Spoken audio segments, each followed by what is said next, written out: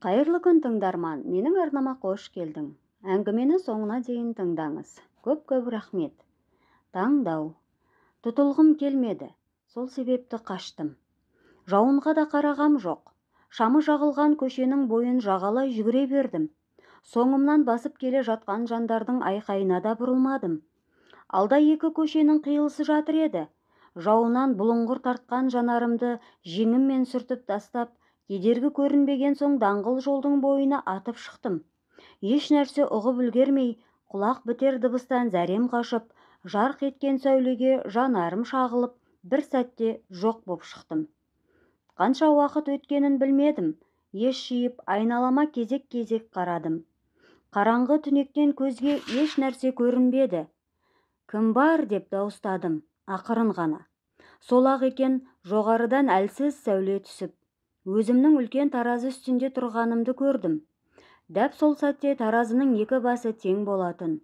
Ойланып үлгергем жоқ, түнек ішінен. Келдің бе? Деген әлде біреудің даусы естілді. Иесін көре алмадым, бірақ үні жылы болған соң қорықпадым. Иә, дедім жай ғана. Көп қиналдың, деді ол маған. Неге екені сол сәтте-ақ өмірден жеген бар таяғым еске түсіп, тамағыма өксік тығылды. Жанарым мөлтілдеген күйі. Иә, дедім күрсініп. Осы кезде таразымның оң жағы қырт етіп, сәл жоғары көтерілді. Соны естіген бойда жалт бұрылып дыбыс шыққан бағытқа қарадым. Бұған мән бермеген дауыс. Өзіңе аманат етілген өмірді қалай сүрдің? Деп сұрады. Не дей аламын? Түнек ішінде тұрсам да, төмен қарап жанарымды жасырмақ болдым. Сол әсер етті ме? Қарсы алдыма тағы бір сәуле түсіп, кірі мен сызық көптеу шағын бөлмені көз алдыма әкелді. Бір бұрышында бөтелкесін құшақтап ана жатса, екінші бұрышында шашы қобырап үстіне сұп-сұр тозы жеткен көйлек киген 3-4 жасар сары қыз отыр еді. Кенет ол орнынан тұрып, оятып алмайын дегендей ақырын шешенің қасына барды. Жерде жатқан дорбаларды ақтарып, ішінен 2 тілім нан ала салысымен асығыс өз бұрышына барып, теріс қарап отыра кетті. Мен жыладым. Ет жүрегім езіліп, егіліп жыладым. Сонда дауыс. Таныған сияқтысың, деді мейіріммен. Менмін, деп зорға тіл қаттым. Аядым. Өзімді шексіз аядым. Көп қиналдың, деді дауыс бұныма да. Таразының оң жағы қайта көтерілді. Бірақ бірінші жолғыдай емес. Бұған аса елең етпедім. Солай болуы керек. Осы дұрыс, дедім іштей. Сол-ақ екен, түнек ішіндегі көрініс өзгеріп шыға келді.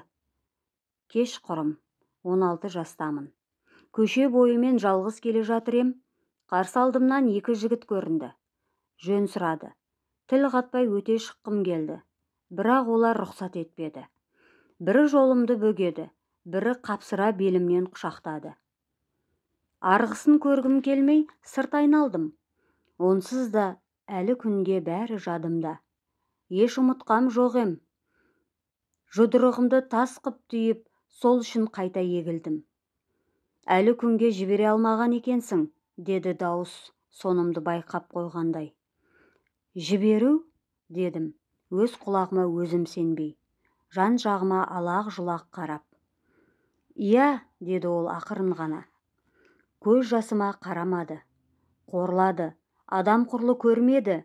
Таптап өте шықты мына мені, деп көкірегімді соғып тұрып, ашына сөйлеп жатыр ем. Білемін, деді ол баяғы сабырлы үнмен. Онысына күйіп кетердей боп, алдыға атып шыққалы келе жатқан ем. Уақыты келер. Дәл осы көрініс олардың да алдынан шығары анық. Олардан да сұралады. Сен тек өз ісің үшін жауаптысың, деп тоқтатты. Сендім. Неге екені еш қарсыласқым келмей, енді қандай көрініс шығарын білгім кеп, бір ынтаммен қайта қараңғыға үңілдім. Бұл жолы таразымның оң басы еш қозғалмағанына мән бергем жоқ. Келесі көріністе 19 жастайым. Шын сүйіп тұрмысқа шыққалы 1 жыл болған. Жолдасым мен енемнің ортасында отырмын. Енемнің сол күнгі сөзі әлі есімде. Жүріс жүрген хатыннан оңған қыз туады деймісің? Қолынан түк келмейді. Қайдан ғана жолықтың? Сені осындай адаммен тең жүрсін деп өсіріп пем, деп әдеттегідей сөйлеп жатты. Мен болсам, басымды төмен салып, жеңімдегі тесікті одан ары саусағымен кеңейтіп, соған жанарым бұлыңғырлана қарап отырмын. Арасында көзімді жоғары көтеріп, жолдасыма сүмірейе қараймын. Өзім таңдадым. Сүйемін, бәрін білдім. Дәл осылай боларын біліп, тимеймін дегенінде де бір адамның ренжітуіне жол бермеймін, өзім қорғаймын деп ант еттім, демеді. Сол жолы соңына дейін шыдауға төзімім жетпеді. Ішіп отырған асын төңкеріп тастадым да екеуіне бірдей лағнет айтып, өз бөлмеме кірдім. Ішімдікті де сол күні алғаш іштім.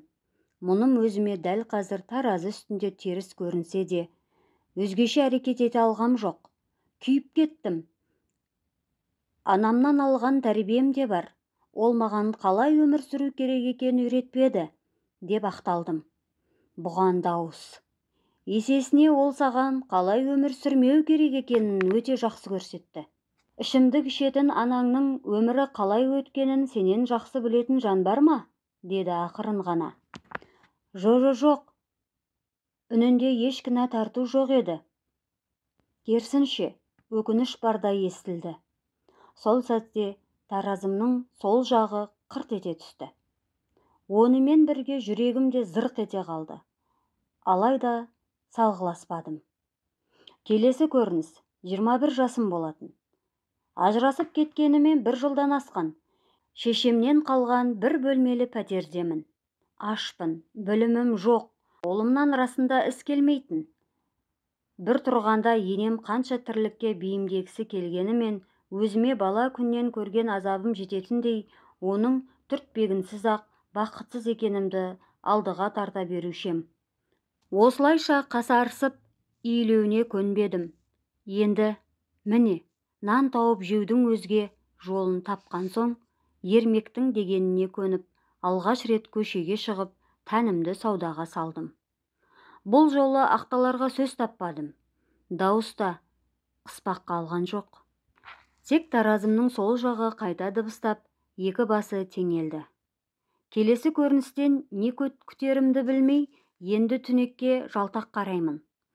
22 жастайым. Әлі көшеде табыс табамын. Бұған етім үйренгелі қашан? Құрбым екеуміз түнделетіп дәмханаға кірдік. Іште отырған жігіт көзіме оттай басылып, есік аузында бөгелдім. Ол қараңғы түні жолымды кескен екеудің бірі болатын. Ішімдікке тойып алған. Күллі өмірімді өксіткенімен ісі жоқ. Мәз. Есінде де жоқ. Ішке сол бойы аттап баса алмадым. Құрбыммен бөлістім. Екеуміз келісіп, оны сыртта күттік. Шығысымен соңына түсіп, кісі қарасы жоқ жерге жеткенде басына бөтелке жарып кеттік. Өкінген жоқ, дұрыс істегеніме сенімді едім. Сол керек оған. Мұның маған істегені бұдан 1000 есе артады. Соның кесірінен күйеуім ерте суыды. Амалым қалмаған соң теріс жолға түстім. Ол жай ғана өз жазасын алды, деп кінә арта сөйледім. Иә, жазасын алды, деді дауыс. Бірақ білемісің, оны сен жазаламағанда, уақыты келген күні ол жауабын менің алдымда берген болар еді. Алайда үкімді мен үшін өзің шығардың. Өкініштісі, мұныңмен дәл сол күнді таразының оң басынан сол басына өз қолыңмен жаздың. Тіл қатпадым. Құқым жоқ болатын. Келесі көріністен шошыдым, бірақ тоқтата алғам жоқ. Сол жылдың күзі. Дәрігердің алдында креслода жатырем. Не үшін жауап берерімді білген соң, басқа шешім қабылдай алмадым. Дәл өзімдей бір бейбақты өмірге әкелгім келмеді. Қарашы мына маған. Айтшы, мен өмірде не көрдім? Шешем маған қандай жақсылық бере алды? Деп жыладым. Есесіне, ол сенің өміріңді қиған жоқ, деді бір кезде дауыс мейірлене. Өлуің керек деп үкім шығармады. Иә, бақыт сыйлай алмады. Ол рас, бірақ өзі де сенен артық бақыт көрген жоқ. Сол себепті жауап күні келгенде дәл сенің өмірің оның таразысының оң басына еселеген болатын. Дегенінде де кінә арту болмады. Осыдан кейін екеуміз де үнсіз қалдық. Таразымның қайта көтерілген сол басына жалтақ қараймын. Оң жағынан едәуір басым түсіп тұр еді. Солай болуы дұрыс екенін өзім де іштей мойындап тұрғанымда жаңа көрініс пайда болды. Жауын. Сол көше, қасына өрімдей қыз ерткен ермек жаныма келіп.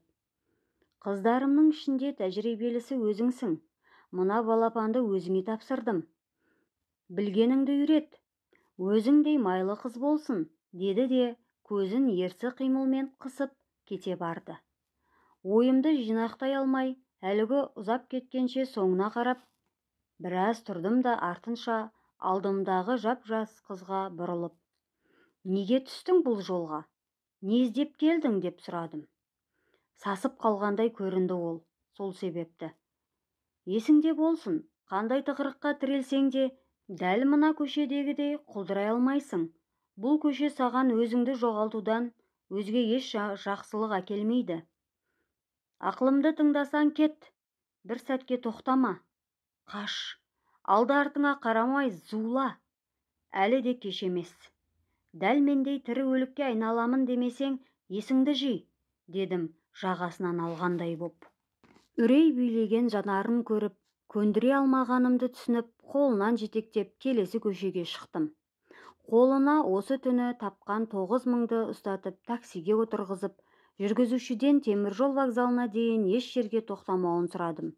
Көлік ұзап кеткенше сол маңда біраз тұрдым. Иығымнан жүк түскендей кері бұрылдым. Бұл шешімім үшін өзімді не күтерін ойлап үлгергем де жоқ. Жаңалық өзі жетті. Қарсы алдымда 4-5 жігіт ерткен ермек келе жатты.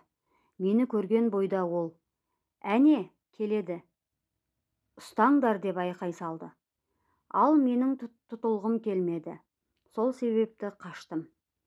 Жауынға да қарағам жоқ. Қуғыншылардың айқайына да бұрылмадым. Сол жүгіргеннен жүгіріп, жарыққа соқтығысып барып бірақ тоқтадым. Екеумізде де үн жоқ. Мен де, ол да асығыс емеспіз. Кенет таразымның екі басы әдеттегідей ұзақтау дыбыстап барып теңелген байқадым. Олай болмаса керек еді. Соны ұғалмай тұрғанымды сезгендей дауыс. Өмірде жақсымен де, жаманмен де кезігесің. Қол созып, бірі жақсылық, бірі қасірет ұсынар. Әркім өзінікін жөндер. Таңдау бірақ сенің еркіңде. Есіңде болсын, біреуді біреу тозаққа да, жұмаққа да жетелей алмайды. Сен тек өз таңдауың үшін жауаптысың. Қиындық берсем, сабақ алсаң деймін. Жақсылық берсем, көтере алсаң екен деймін. Бастысы, мейлі, сын, мейлі, сый берсем де, мені таңдасаң екен деймін. Маған үміт артып, менен көмек сұрасаң екен деймін. Және тағы бір айтарым, тіріңде өте алмайтын күнә жоқ. Соны ұмытпасаң екен, дей бергенде әлгі сәуле күшейіп, жанарымды шарпып өтті. Мен сол жарықтан шошып ояндым. Ауруханада төсекте таңылып жатыр екем. Тұла бойым зіл батпан. Аяғымды сезбедім, бірақ қорқыныш болмады. Себебі бұл жолы мен кімді таңдарымды анық білетінмін. Авторы Торғын Жолдасбекқызы, оқыған Перизат Әділқызы. Назарларыңызға көп-көп рахмет. Қазақша контентті қолдай отырыңыздар. Менің арнама жазылып, лайк басып, комментарий қалдыруды ұмытпаңыз. Алда қызықты әңгімелер күтіп тұр. Көп-көп рахмет.